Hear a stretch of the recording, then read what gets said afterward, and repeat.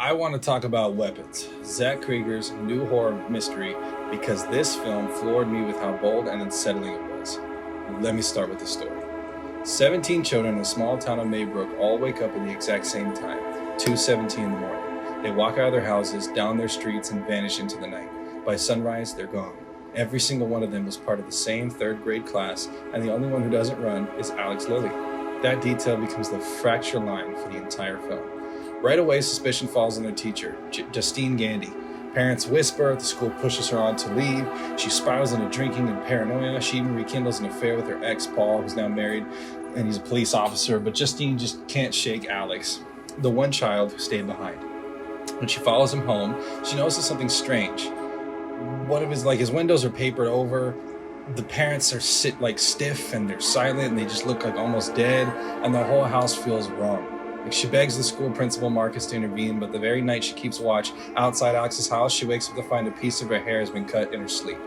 The film shifts focus again and again. We see Archer Graff, played by Josh Brolin, a father desperate to find his son Matthew, who is one of the missing kids. Archer pores over the maps, tracing the children's pathways, trying to find where they're all converged. At the same time, we see Paul the cop losing his grip after a violent arrest with a vagrant named James.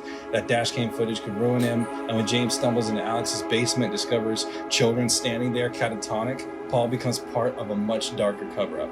And then there's Gladys. She first appears as Alex's supposed aunt, taking care of him because his parents are unwell, but Gladys is wrong. She's polite and grandmotherly on the surface, but she collects hair, she whispers spells, and her presence bends people.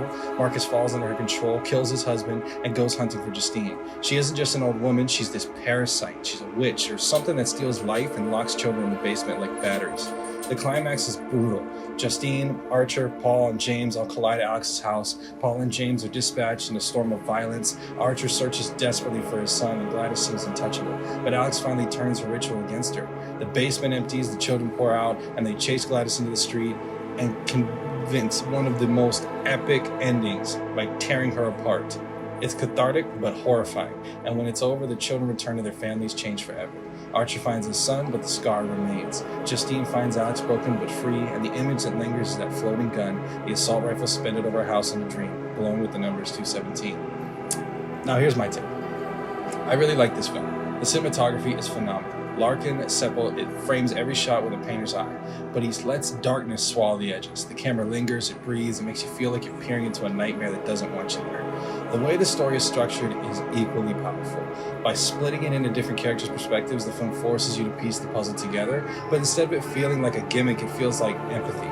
You experience grief through Justine, desperation through Archer, guilt through Paul, and fear through Alex. Each shift adds another emotional texture. That said, the movie is strange. The witch is never fully explained. Like Gladys could be a person, could be something older, like wearing skin.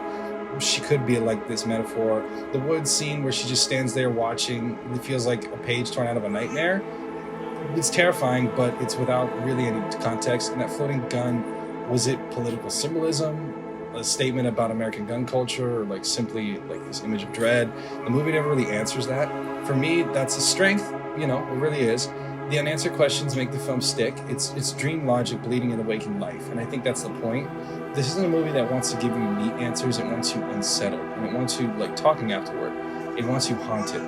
These are the kinds of movies that should be made in bulk right now. Not safe, not formulaic, but bold, risky, and unforgettable. Weapons isn't perfect, but it doesn't have to be. It's a film that dares to be strange, dares to leave gaps for you to fill, and trust that you'll follow it into the dark. That's why I recommend it. Watch it, argue about it, pick it apart. Did you think Gladys was truly supernatural or just a metaphor? Did that floating gun mean conservatism, or was it something more abstract? That's the conversation this movie sparks, and that's really why it matters.